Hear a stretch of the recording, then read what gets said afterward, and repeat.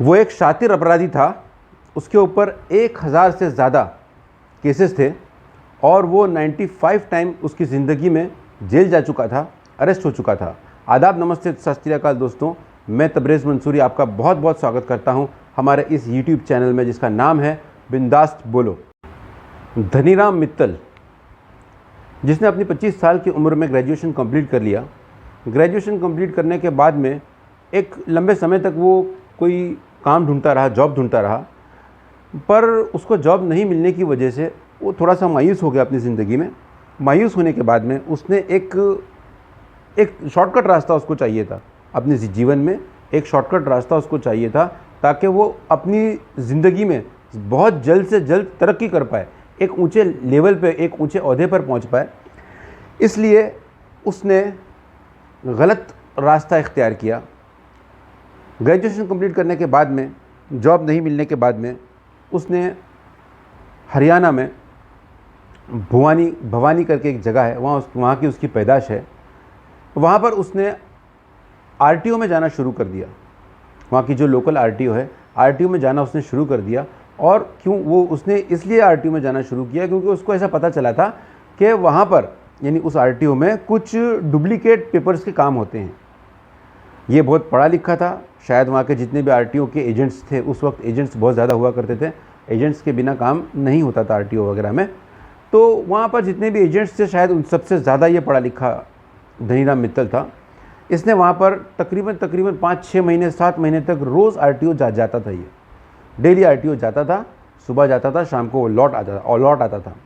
इसने 6-7 महीने के अंदर सारी उसकी आरटीओ की जितनी भी बारीकियाँ होती है वो जान ली अच्छी तरीके से।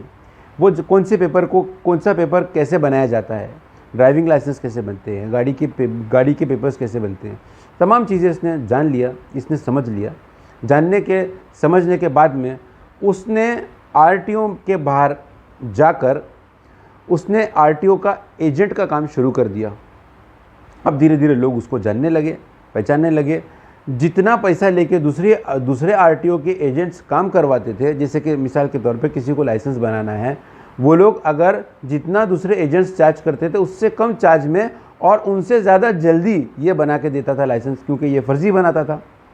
ये लाइसेंस अपने घर में बैठ के बनाने लग गया। जितने भी स्टैम्प थे उस वक्त गवर्नमेंट के, आरटीओ के, वो सारे स्टैम्प्स वो उसने अपने घर में बना लिए। और क्योंकि ये अच्छा खासा पढ़ा लिखा था, इससे बहुत अच्छा आइडिया था। ये लोगों के लाइसेंस बनाने लगा, धीरे धीरे लोगों के डॉक्यूमेंट्स बनाने लग गया, आरसी बुक बनाने लग गया। उस वक्त आरसी बुक एक पेपर पे आया करती थी, आरसी बुक बनाने लग गया। और ऐसा करते करते धीरे धीरे वो ये आरटीओ की नौकरी अच्छे से करने लगा। पर धनीराम मित्तल एक बड़ी सोच का इंसान था। उसके दिमाग में पहले से ऐसा था कि एक लंबी छलांग लगाई जाए लाइफ की जर्नी में, एक बड़ी छलांग की वो कोशिश में था और उस बड़ी छलांग की तलाश में था वो। इस आरटीओ की नौकरी से उसको कुछ छोटी मोटी पेमेंट्स, अमाउंट्स आने लग गए, छोटे मोटी रकम आने लग गई। पर धनीराम कहाँ ऐसा था कि वो छोटे मोटे पैसे में मानने वाला, ऐसा वो था नहीं। धनीराम मित्तल एक बहुत ज़्यादा शातिर अपराधी, जो शायद दुनिया का सबसे बड़ा अपराधी था और दुनिया में सबसे ज़्यादा केसेस उसके ऊपर थे। वो 1000 से ज़्यादा उसके ऊपर केसेस थे, मामला दर्ज थे कोर्ट में, पुलिस में और कोर्ट में। और वो 93 टाइम्स अरेस्ट हो चुका था। इसकी, धनीराम मित्तल की पैदाइश 1939 की है। अब धनीराम मित्तल ने ये आरटीओ की नौकरी से ये परेशान हो गया। अब परेशान हो गया वो इसलिए क्योंकि इसको बहुत ज़्यादा पैसा नहीं मिल रहा था। इसके दिमाग में एक बात आई कि क्यों ना इसको छोड़कर कुछ और किया जाए। इसने कुछ और करने की सोचा और इसने क्या किया, इसने कुछ डुप्लीकेट पेपर्स बनाए। क्योंकि ये आरटीओ की नौकरी करने के बाद में लोगों के लाइसेंस डुप्लीकेट और लोगों के गाड़ियों के पेपर डुप्लीकेट बनाने की वजह से ये थोड़ा और ज़्यादा शार्प हो गया था, यानी ये बहुत ज़्यादा शार्प हो गया था। और इसने क्या किया कि कुछ दूसरे करने की ठाना। इसने खुद के नाम पे एक अपॉइंटमेंट लेटर बनाया और वो रेलवे में एज ए टीसी जॉइंट हो गया। खुद के नाम से अपॉइंटमेंट लेटर बनाया कि गवर्नमेंट ने इसको अपॉइंट किया है, और ये वहाँ पर जाकर रेलवे की ऑफिस में वहाँ पर उसने ये पेपर बताया कि मुझे एज अ टीसी अपॉइंट किया हुआ है, और ये वहाँ पर टीसी ऑफिसर बनकर वहाँ पर जॉब करने लगा। कुछ समय तक इसी ने जॉब किया वहाँ पर। कुछ समय तक जॉब करने के बाद में इसके दिमाग में सिर्फ एक ही चीज़ चलती थी कि चोरी करूं, बस जल्दी तरक्की करना है मुझे। इसको सिर्फ चोरी करने का इसका दिमाग था, इसलिए इसने अपनी लाइफ में मन बना के रखा था कि मुझे चोरी करके आगे बढ़ना है, क्राइम करके ही आगे बढ़ना है। ये छोटी मोटी नौकरी से इसका कहाँ कुछ होना था। कुल मिला के इसने कुछ ही महीनों के अंदर टीसी की नौकरी छोड़ दी। टीसी की नौकरी छोड़ने के बाद में अब ये कुछ नया सोचने लगा कि कुछ नया करूं लाइफ में। इसने क्या किया, इसने कुछ नया करने की ठाना, और इसने क्या करा, क्योंकि ये आरटीओ में जब काम कर रहा था तो ये गाड़ियों के पेपर बनाने का ये माहिर हो चुका था। इसके पास सारे जितने आरटीओ के उस वक्त जितने स्टैम्प्स होते थे वो सारे स्टैम्प्स इसने घर ही में बनाया था, इसके घर ही में पड़े थे।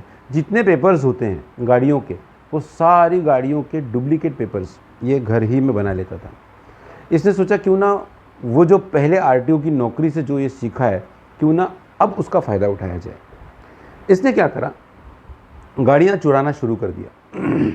ये अच्छी बड़ी और कीमती गाड़ी देखकर चुराता, और उसके पेपर घर ही में बना लेता खुद बैठकर, और सारे स्टम्प्स इसके जितने भी गवर्नमेंट के स्टम्प्स थे जो पेपर्स पे लगते थे, आरटीओ के स्टैम्प वगैरह, वो सारे स्टैम्प इसके घर में मौजूद थे। ये क्या करता कि गाड़ी चुराता, गाड़ी चुराने के बाद में उसके सारे डॉक्यूमेंट्स बनाता घर में, सारे स्टैम्प लगाता था, सारे ऑफिसर्स की डुप्लीकेट सिग्नेचर्स करता, और करके ये गाड़ी को उसके रियल दाम में बेचने की कोशिश करता, यानी ज़्यादा से ज़्यादा कीमती, ज़्यादा से ज़्यादा महंगे में बेचने की ये सोचता। और जितनी गाड़ी की जो कीमत है, समझो मिसाल के तौर पर अभी जैसे फॉर एग्ज़ाम्पल अभी इनोवा कार है, अगर सेकेंड हैंड वो 10 लाख रुपए की मिल रही है तो वो कोशिश करता कि 10 ही लाख में बिके या तो 9 लाख में बिक जाए, यानी ज़्यादा से ज़्यादा पैसा बढ़ाकर वो लोगों को बेचता और फास्ट सेलिंग करता। लोगों को उस पर भरोसा होने लग गया धीरे धीरे कि ये आदमी बहुत ईमानदार टाइप का है, पर लोगों को ये नहीं मालूम था कि ये क्या कर रहा है। अब ये जब गाड़ियों का धंधा ये करने लगा तो अब एक बात लॉजिकली है कि कोई भी इंसान कंटिन्यूसली क्राइम करता रहेगा तो वो अरेस्ट होगा ही होगा, ये मुमकिन नहीं है कि वो अरेस्ट ना हो। वो पुलिस में अरेस्ट होता, यहाँ पर वो गाड़ियों का कुछ काम करता और यहाँ पुलिस में अरेस्ट होता। पुलिस में अरेस्ट होने के बाद में ये जेल जाता, जेल में ज़मीन के लिए वकील करता।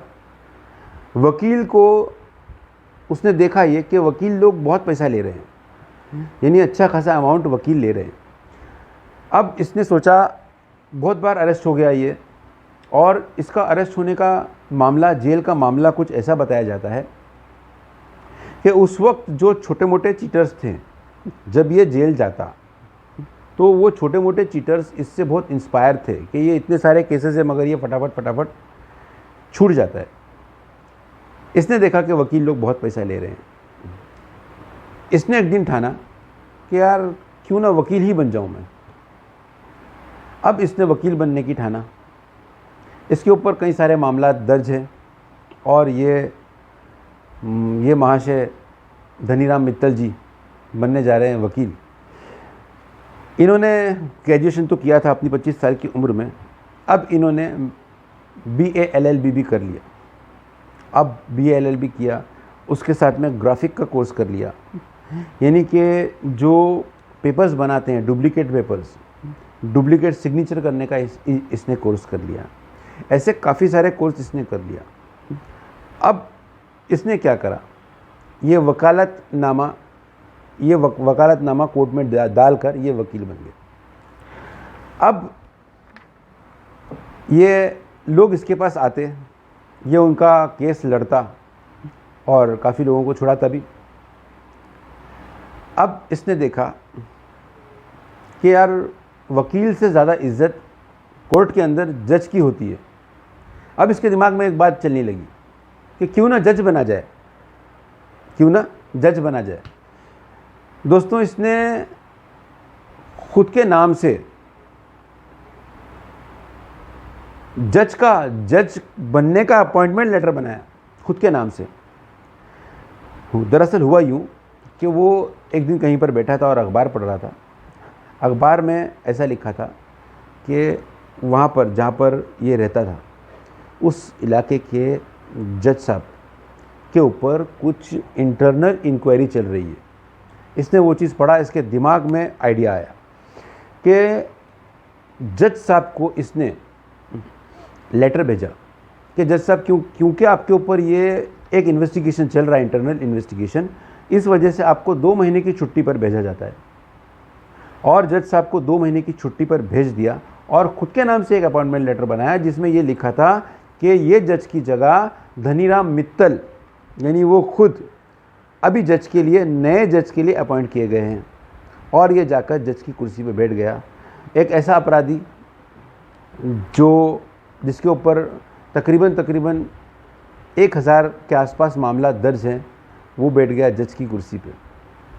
अब जज की कुर्सी पर बैठने के बाद में उसके सामने जो आरोपी लोगों को लाया जाता वो देखता और अपने हिसाब से जिसको समझ में आता उसको छोड़ देता। और ज़्यादा करके लोगों को इसने छोड़ा है, पर कुछ लोगों को इसने जेल की हवालात भी, जेल में भी भेज दिया, जेल की हवा भी खिला दिया। ऐसा करते करते कुछ तकरीबन 2500 के आसपास लोगों को इसने छोड़ दिया 2 महीने के अंदर। अब धीरे धीरे लोगों में चर्चा होने लगा कि ये धनीराम मित्तल है जिसके ऊपर इतने सारे केसेस हैं। दोस्तों, ये धनीराम मित्तल जो है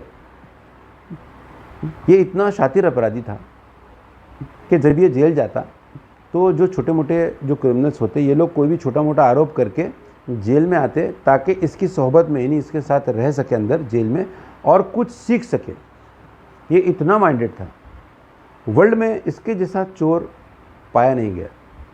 ये अपनी उम्र के, अभी लास्ट जो उसको देखा गया था 2016 में देखा गया था, तब उसकी उम्र 78 ईयर्स थी।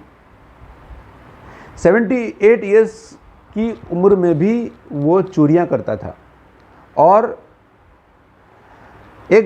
कुछ मर्तबा ऐसा हुआ कि वो चोरी करने के लिए कोई गाड़ी को खोल रहा है, डुप्लीकेट की से, डुप्लीकेट चाबी से वो गाड़ी को खोल रहा है और गाड़ी का ओनर वहाँ पर आ गया और ओनर ने उसे पकड़ लिया। तो अरे आप क्या कर रहे हो? ओनर ने पूछा कि आप क्या कर रहे हो, मेरी गाड़ी को खोल रहे हो? तो धनीराम मित्तल उनसे कहता है, ओनर से, अरे बेटा अभी उम्र हो गई मेरी, अभी तो दिखाई भी बराबर नहीं देता है, मैं सोचा कि मेरी गाड़ी है इसलिए मैं गलती से आपकी गाड़ी में चाबी लगा रहा था। वो बेचारे, वो लोग उसका हाथ पकड़ के उसको उसकी गाड़ी तक छोड़ के आते। ऐसा मामला था उसका, धनीराम मित्तल का। तो धनीराम मित्तल का जैसे ही कोर्ट में पता चलने लगा धीरे धीरे कि ये तो वो शातिर अपराधी है धनीराम मित्तल नाम का, जो कई बार खुद अरेस्ट हो चुका है। धनीराम मित्तल को ऐसा लग गया कि हाँ, धीरे धीरे अभी चर्चा में आ रही है ये बात कि लोग मुझे पहचान रहे हैं। धनीराम वहाँ से फरार हो गया। फरार होने के बाद में धनीराम मित्तल को 2016 में एक बार देखा गया था। उसके बाद से धनीराम मित्तल का कोई पता ठिकाना नहीं है। तो ऐसी थी हमारे देश के एक शातिर अपराधी की स्टोरी।